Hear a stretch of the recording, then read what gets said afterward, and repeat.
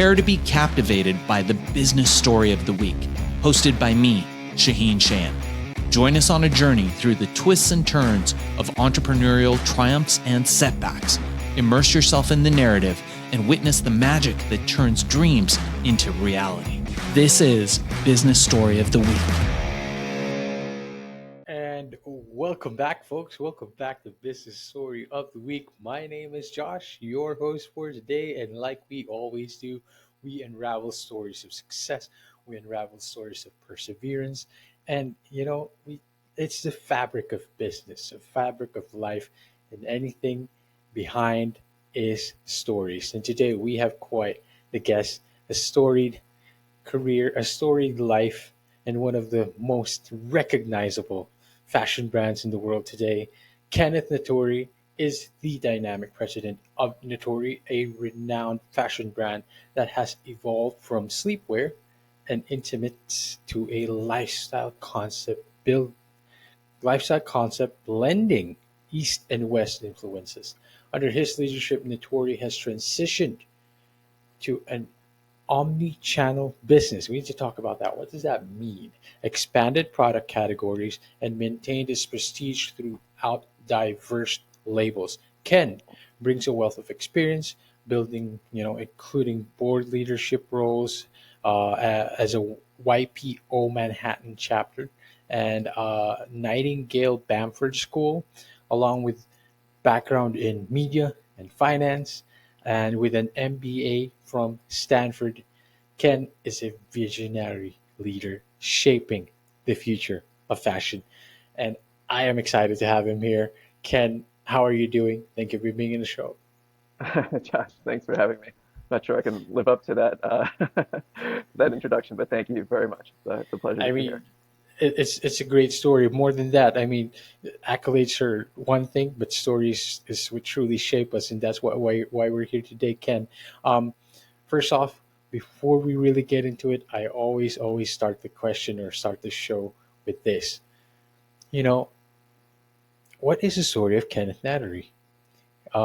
Anything that happened during your childhood, like did you realize, oh, I'm gonna grow up, I'm gonna take over my mother's business, or I'm always gonna be into fashion? Did you always know that was the thing that you were gonna do, or perhaps any pivotal moment experiences in your life where you decided, oh, this is it, this is what I'm gonna do. I'm gonna be the president of Nattery. I'm gonna take over someday. What is the story of Kenneth Yeah, Nattery? actually, quite the opposite. So Oh, so I'm an only child. My mother founded Natori hmm, um, in 1977, a year after she gave birth to me. Not to date myself. wow, She actually wow. has a fascinating history. So she was prior to Natori founding it. She was the first female vice president of investment banking at Merrill Lynch, first female vice president on Wall Street, and really, the Philippines is, as you know, Josh, a very entrepreneurial and also a very matriarchal culture. And she, started to go back to work after giving birth to me, and said, Mm, I, she obviously had a great prestigious job, but said, I need to start my own business in order to be happy. So she and my father, they met on a blind date on Wall Street. They looked while she was working at Merrill Lynch those last years for something that she could do on the side. And Natori was definitely not their first idea. They looked at everything from franchising a McDonald's to opening a car wash, all of these ideas, anything just so that she could have her own business. And then what happened was somebody from the Philippines actually sent her some peasant blouses, which is native garb in the Philippines. She okay, cold called a buyer at Bloomingdale's with no design experience, like no design experience at all. okay. The buyer, for some reason, accepted the meeting. And at the end of the 2-hour meeting, the buyer said, if you lengthen some of these blouses, we might be able to sell them in our sleepwear department. So that was the start of the company. We're very proud, 47 years later, to be an independent family business. She is 76 years old, still incredibly involved. Just said goodbye. She's heading on a plane to Paris for tonight. She'll come straight to the office. And so here we are 47 years later as an independent family business. So that's not an answer to your question, but you asked me, like, did I always know I was going to do this? And actually, Mm-hmm, quite the opposite. So, I'm an only child. Um, mm-hmm, I always wanted to do my own thing from the very beginning. Hmm. And to my parents' credit, they never pushed me into the business.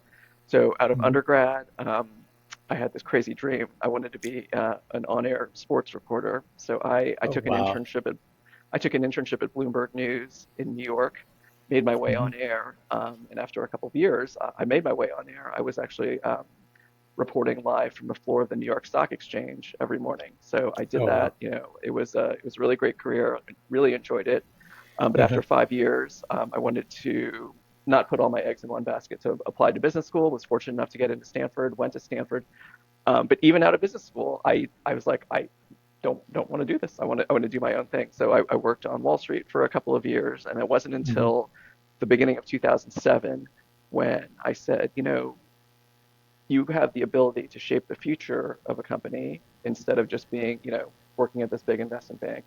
And I sat down with my parents in January of '07, and we collectively and quickly made the decision for me to come. So it's been a 17-year run, Oh, and wow. yeah, made a lot of changes over the last 17 years. But as I mentioned, you know, very proud to remain an independent family business in what continues to be a very, you know, very interesting environment. Ken, your mother, Josie, a storied career, a very, life as well.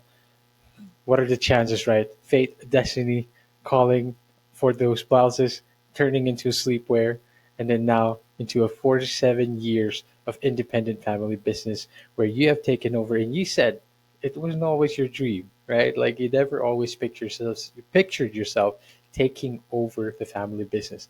And if that isn't a common thread in in children or like business owners who had parents who were business owners, they didn't want to take over. I want to do something for myself. I want to do something different, you know, uh, build a name for myself, so to speak. Um, Talk to us a bit about that as you transitioned those careers. You said you spent time on Wall Street as an announcer. You wanted to be a sports announcer as well.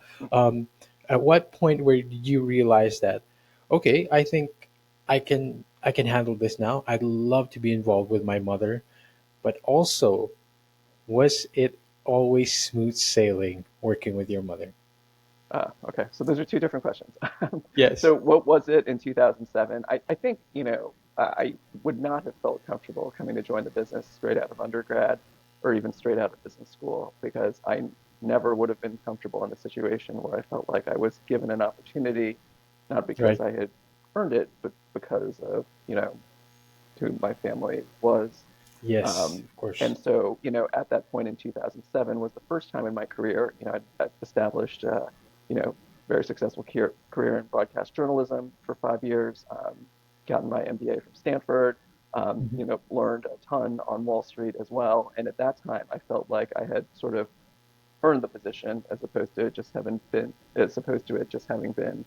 given to me based on the fact that my mother had founded the business. So that was the first time where I was like, you know what, I can do this and feel comfortable and confident, Yes. especially because, you know, my employees will tell you, like, I love the business part of what we do. I love our employees. I love building building processes and, you know, Hmm. getting better and smarter and being strategic. But in terms of fashion itself, like, you know, that part, to be honest, I could kind of take it. I could take it or leave it. We have so many wonderful people who are so passionate about fashion and everything that we put out, and I think that's Hmm. actually great because people who come into fashion, like they love fashion, they love touching Uh-huh. product, they love Hmm. that piece of it, and Hmm. that's where I think I and the company, and frankly, me and my mother, we have like sort of it's sort of a little bit more of a yin and yang, so that's been helpful as well. You also asked, has it always been smooth sailing? Nothing is ever smooth sailing, and I will say, you Absolutely. know, joining a family business, I'd say, you know, 95% of the time, it's fantastic. You know, you feel a sense of ownership, you see Fair. your name on the door, you Fair. feel this extra pride and motivation to Yes. do everything you can for the company to, in every way, represent your name positively. Yes. That's Hmm. all great um, for anyone entering a family business. When it's not great, it's just more complex, right? If you're not in a Yes. family business and Absolutely. you're upset with a coworker, upset with your boss, you can go home and just be like, oh, well, this is home, like everything's different.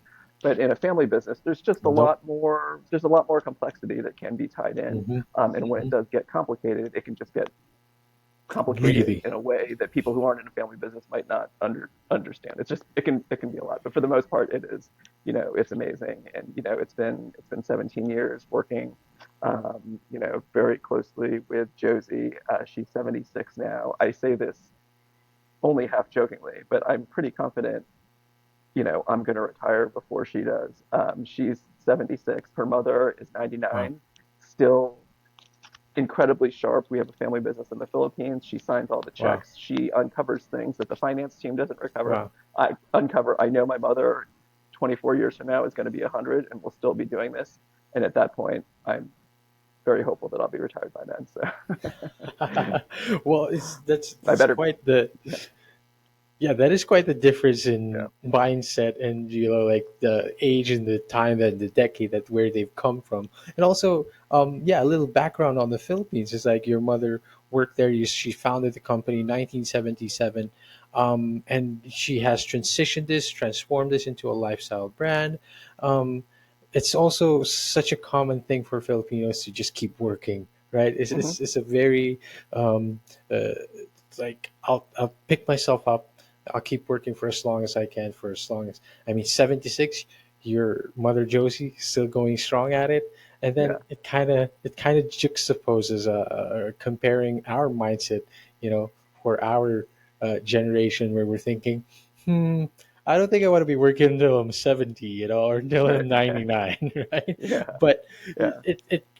it must be comforting, like you said. It's comforting to work with family. There's an extra pride in there, but there's also, I relate to this, Ken, because my late mother, I worked with her in her insurance firm. We were together. The she brought the region. She had the biggest firm in the region, and I came in. I helped, and yeah, I wasn't smooth sailing because the bad times are actually more complex. They're more emotional, and it makes you want to quit because you're like, come on, like, because the tension is there, But you've come in and you've transitioned the brand into what we call an omni-channel business. That was in your introduction, but I understand this because of a modern style or a modern way of marketing or a modern approach of today. Talk to us a little bit about that, Ken. I understand in one of a morning show. You went on a morning show. You announced that Natori is going to shift to live streaming, content creation, and all that to market your products. And this is because live streaming is one way to get to know the brand, who is behind the brand. Um, Number one, why is that such an effective approach? And what are other things that you've done to transition Natori into an omni-channel modern brand? Sure. Yeah. So live streaming we can talk about in a second, but I think bigger picture, stepping back. So when I joined Yes. Natori in 2007, we were exclusively wholesale and exclusively high-end wholesale. So we sold to the premier department stores in the U.S. and around the world, whether that would be Right. Saks, Neiman Marcus, Bergdorf Goodman, Harrods, etc. Um, it was actually quite fortuitous because I joined in 2007, which was right about the time that brands really needed to start thinking about a dot-com strategy. And it was a perfect kind of project for me to lead and shepherd, not just to like shape the future vision of our company's distribution, but also for me to come into the company and kind of earn my stripes with a project that was really clearly my own. So Wow. I joined in '07. We launched Natori as our own e-commerce site in 2008. When we Yes. first launched it, it was really just me. I even went out to the warehouse and started packing boxes, our first shipping boxes. Let's I go. learned all this from scratch after a year. And fortunately, we decided to keep everything in-house. So now Nice. Natori.com is, certainly the most important door of our business, and we went from being 100% wholesale to now a model where our .com is just as important as our Yes. wholesale business. And thank God, Mm. as the wholesale business has had its challenges, whether that's people moving online, whether that was obviously COVID for a while, Yes. was a major disruption. Our .com has continued to grow and really has become kind of the most important part of our distribution. You mentioned live Wow. streaming. We have always tried to be innovative as a company as well, and Yes. really with a small team and a relatively small budget, staying kind of ahead of the trends. Yes. As you know, based in Asia, like, in China, live streaming is Very, how commerce gets done. Like, people are just very. like, that's how they buy online. Hmm. Live Hmm. streaming has not caught on necessarily in the US, but we believe that, you know, live streaming doesn't have to catch up to the level it is in China for it to be important.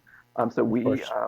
we launched live streaming in October of um, yeah, so in October of 2022. So we've been doing it. We Yep. do regular live streams, which does a couple of things. One, it's an innovative way to shop. It's something to talk about. Of People are like, course. oh, this is kind of cool. We have a Hmm. pop. We go live on Instagram, but we also on Natori.com have a pop-up that comes up where people can click the live stream, add products straight to their bag as they see them on the live stream. So that's all good. It's innovative, and we like it. And more importantly, it really helps us connect to our customer. Of course. We talk a lot about being an independent family business. We talk a lot about our factory in the Philippines, the fact that we Yes. control most of our supply chain.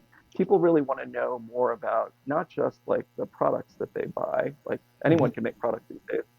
They want to know more about the people behind the products they buy and the story behind the brand as well. Live Yes. streaming has just been another tool on top of social media, on top of a lot of everything else that helps us connect to that customer and really story tell more. So it's been fun. I have a TV background as well, so like live streaming helps with that. But it's been fun. It's been cool for our customers to see, and it really has helped us story tell and connect with our customer more. And those customers that are like, God, I want to know more, live streaming is now another tool that we have to be able to tell our story more effectively.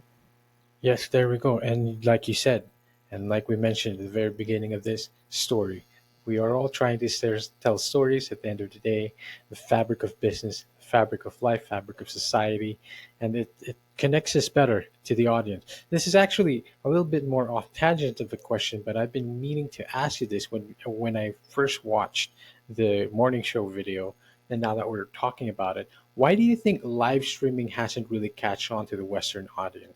Why is it you think that it's such a big thing for Asians, so to speak? I mean, it's also big here in the Philippines. It's big in China. It started there. Why do we love live selling so much, as opposed to the Westerns who are Western world who is into home shopping network, which is Yeah, pretty the same. But what's the difference, and why do you think it catches on more for the Asians? I just feel like the embrace of technology is a little bit more widespread in Right, right. Asia, especially China. Like, it's just a little bit more universal. And for whatever reason, live streaming just has not caught on as much in the US um, Hmm. at all, right? Like, even At I'd all. admit, like, when we launched live streaming, we thought like it'll be something. And like, we have great engagement. The customers that interact with us on our live streams, they're more engaged. They Hmm. stay on the Hmm. site longer, but it's not nearly like China where it's like a live stream event. Everybody's watching it. Everything. Everybody's ready to buy. Yep, everything buying. Yep. Where I think Americans are probably a little bit more stuck in their ways, for better or worse. So we'll see. Um, I mean, live streaming is certainly a bigger thing in the US than it was a couple of years ago. Has it caught on as much as some brands had thought? Not necessarily, but that doesn't mean that it's not growing. It is going to grow. It has grown. It will continue to grow. And you never know. Sometimes these things just take a little bit longer to kick in and then they just take off. But either way, even without live streaming becoming a huge shopping event, we really value the ability to be able to story tell more in a different way, right? People get bored with certain social media channels, et cetera. Like, live streaming is just another new thing that Yes. helps us talk to our customers and connect with them. Right. And that's really great to put together, and I guess the Western world is just more used to home shopping networks, Yeah, but we do that we too. love. So yeah, we Maybe do you that. guys should do We that do that. too. For people, people are stuck in that way. We do.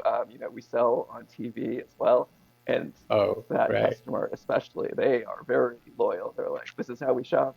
This is how we do it. So yeah, there are all sorts of different ways to get to the customer, many more than there Hmm. were, when I first Hmm. joined the business in 2007. And it's Hmm. incumbent on brands like us to make sure Hmm. that we're connecting with customers in however way they want to connect with us. Precisely.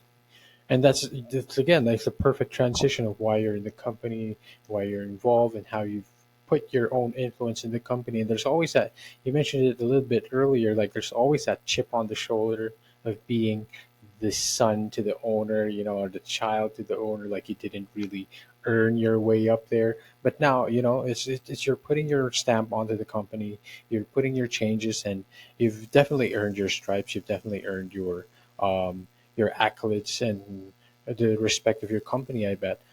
Talk to us a little bit about the background on your. This is more me being curious. You have a factory here in the Philippines. Where is it based? Have you ever been here to that factory? Oh, And of course, yes, yeah. talk to us a little bit about that. When are you going to visit next? Yeah, I was just there in October. I'll be back this October. So the factory's in Pasig. Hmm. Um, so still, Metro, still in Yep. Metro Manila. Yeah. We're very proud that, the of the collections that we do in-house at Natori. The vast majority of the products that we make are made at that factory. That factory is family owned, and it's been, with the company essentially since we Hmm. started.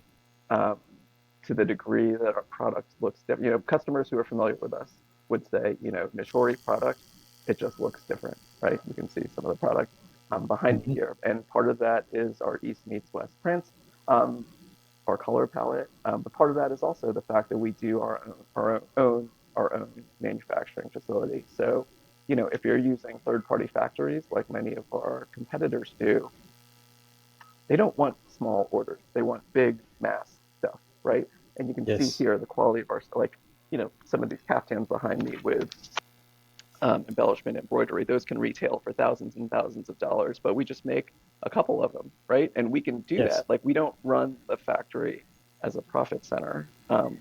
We made some factories, if we said do some of this stuff, but we're only cutting like 100 units, they'd say, why would I do that?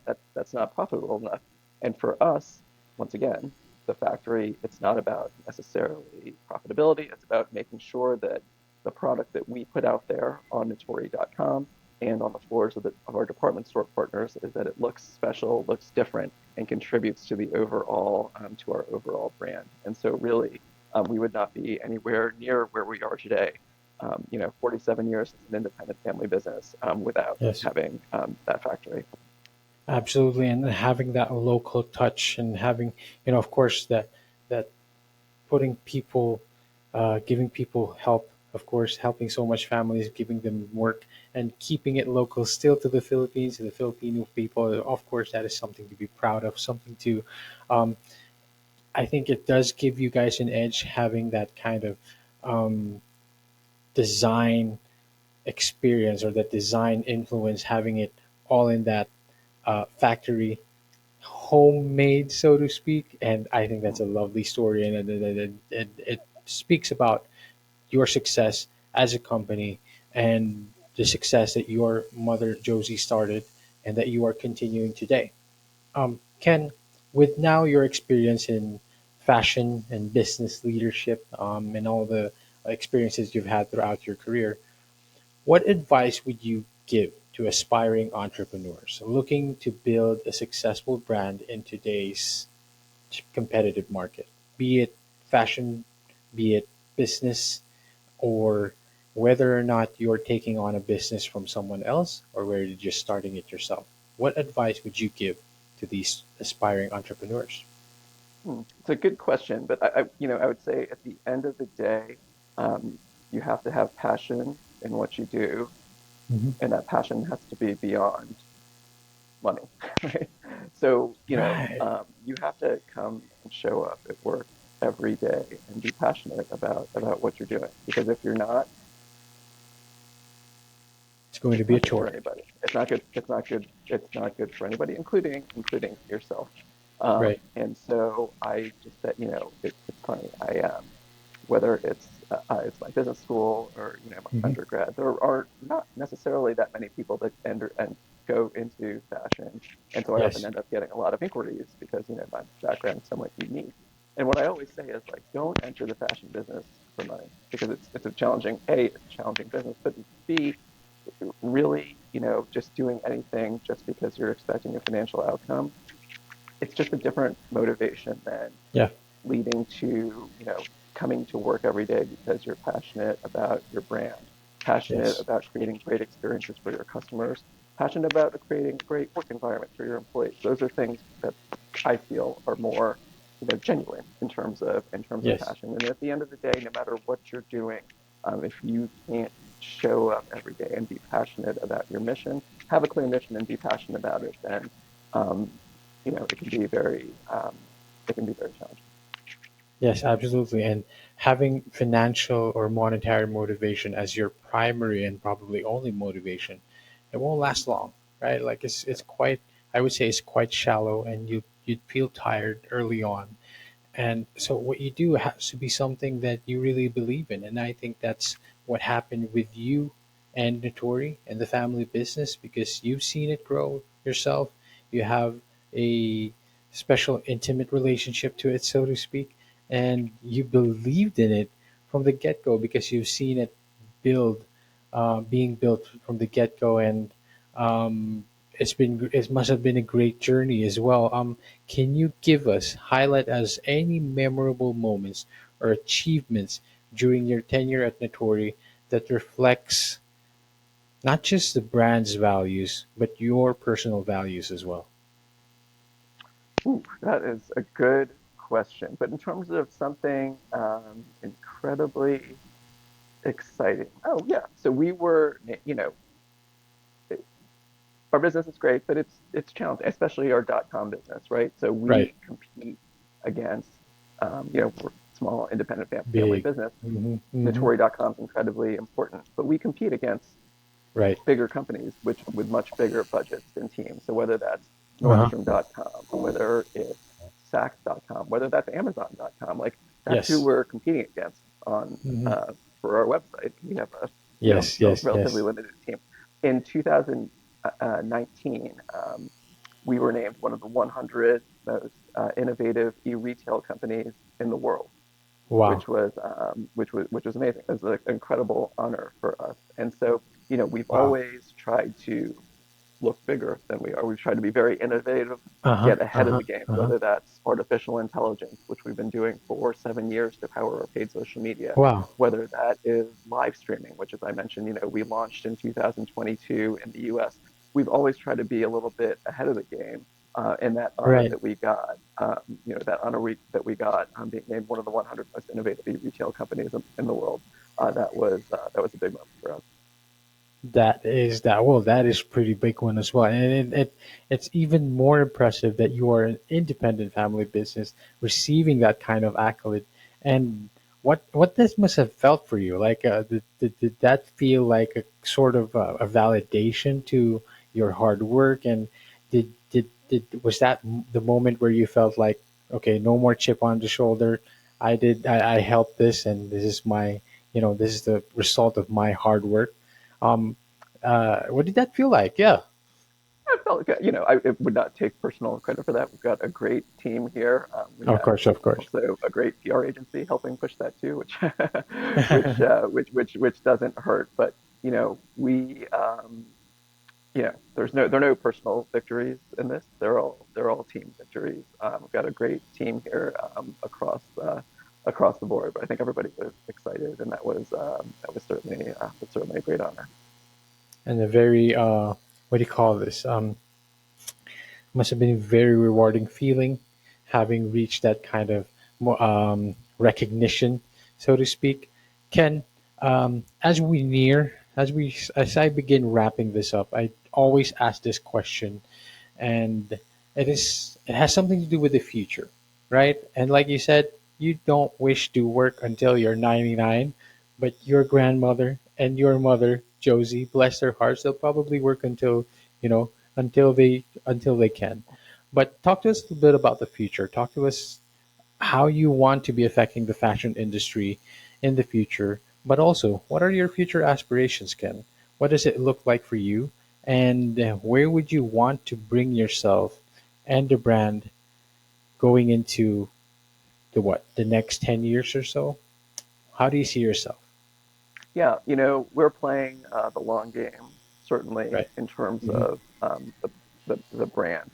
Uh-huh. Um, you often can see brands get really big really quick, and that can be good for a little bit, but oftentimes they Right. peter out because they have short-term goals.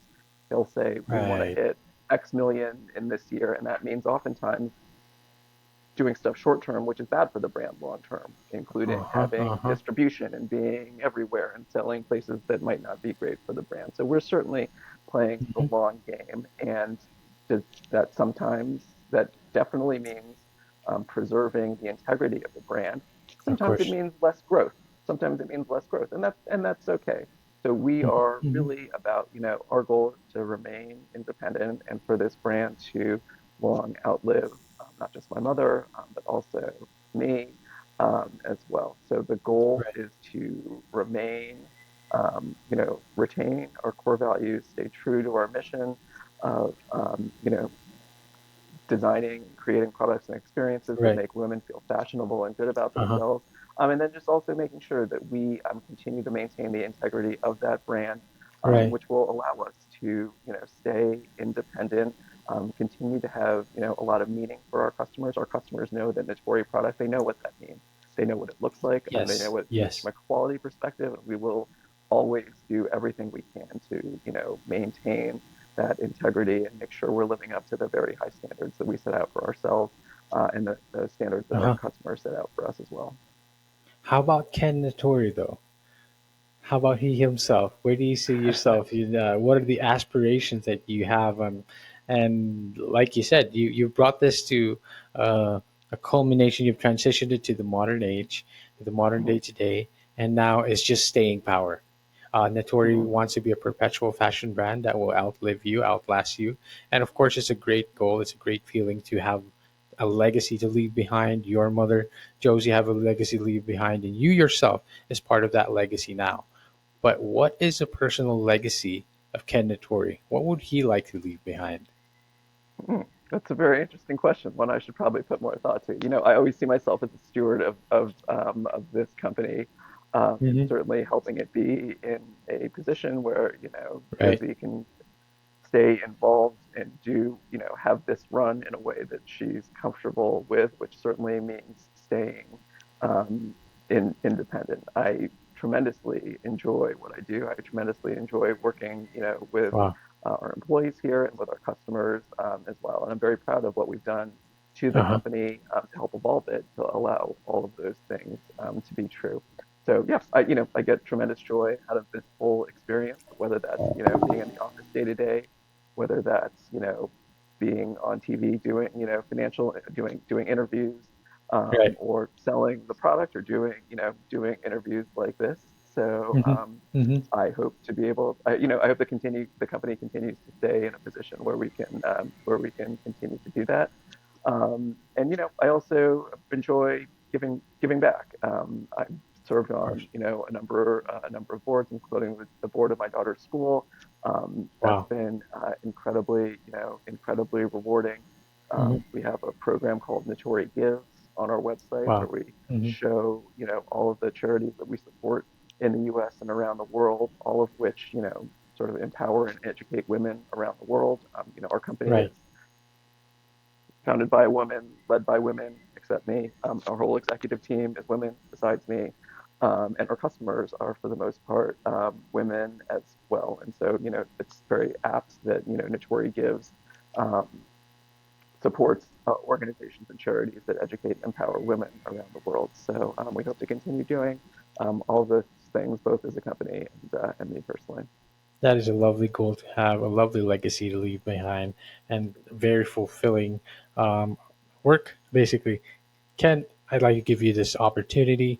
Where can we find you? Where can we connect with you? Where can we keep updated with your life and updated with Natori? Any innovations that you guys are going to keep up with? We'd love to know. And how can we connect with your mother Josie as well? Is she on Instagram? Is she on? Yeah. Is she on Yes. LinkedIn? How about you? Let us know. Yeah, so our Instagram, company or Instagram, which I hope all of you follow, is at Natori. We're on a lot of other social media platforms, usually as at Natori Company, but please follow us on Instagram at Natori. You Right. can follow me on Instagram at ken.natori and Josie at Josie Natori. But if you go to at Natori, links to our Instagrams are there. But please go to our website at natori.com. We ship in the U.S. and around the world. Our story is there. But I encourage you, come to our website. You can see our story. You can watch and view live streams, and learn everything you want about the brand. That's fantastic. Ken, thank you so much for being on here. And I'm certain I speak for the audience and listeners as well that it has been quite the story that you've given us, but also relatable, and also all the advices that you've given us. Thank you so much for being on the show today, Ken. Thanks, Josh. Thanks for having me. And to all our audience and listeners out there, see you on the next one. All right, so here's the thing. We try to get a little bit better every day, but we can't do it without you. So if you like the video, make sure to like and subscribe below. And if you have any comments, just leave them in the space under.